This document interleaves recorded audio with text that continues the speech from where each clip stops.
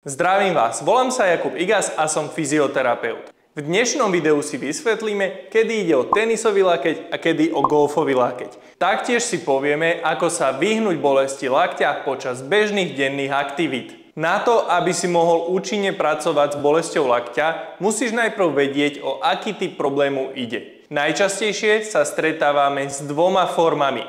Tenisovým lakťom, odborne nazývaným laterálna epikondylitída, a golfovým lakťom, teda mediálna epikondylitída. Obe tieto diagnózy sú spojené s preťažením šľachových úponov v oblasti lakťa, no každý typ postihuje inú stranu a inú skupinu svalov. Tenisový lakeť sa prejavuje bolesťou na vonkajšej strane lakťa, konkrétne v tejto oblasti. Objavuje sa najmä pri úchope predmetov, otváraní dverí, nalievaní fľaše alebo práci s myšou. Ak pri zdvíhaní zápestia proti odporu pociťuješ bolesť tu na vonkajšej strane lakťa, ide o pozitívny nález a teda jedná sa o tenisový lakeť. Naopak, golfový lakeť spôsobuje bolesť na vnútornej strane lakťa a typicky sa zhoršuje pri ohybe zápestia, písaní, pri práci s náradím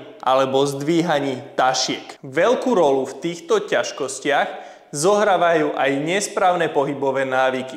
Najčastejšími chybami býva dlhodobé zaťaženie svalov predlaktia, slabý úchop alebo nosenie záťaže len končekami prstov. Ak tieto faktory nezmeníš, bolesť sa bude stále vraciať aj napriek cvičeniu. Ak pracuješ s myšou alebo klávesnicou, snaž sa, aby bolo predlaktie vždy podopreté a aby zápestie neviselo vo vzduchu. Ruka by mala byť v neutrálnej pozícii, ani príliš ohnutá, ani vytočená do strany.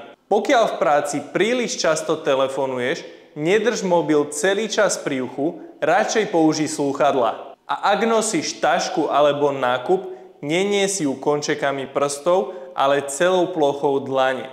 Ideálne si tašky a nákup vždy rozdiel do dvoch menších tašiek, tak aby si záťaž rozložil do oboch rúk, nie len do jednej. Veľmi častou chybou je aj dlhodobý tlak na lakeť, napríklad pri opretí sa o tvrdú plochu. Táto poloha môže zhoršovať stav hlavne pri golfovom lakti, kde je útlak v oblasti ulnárneho nervu. Rovno si dávajte pozor aj pri spánku.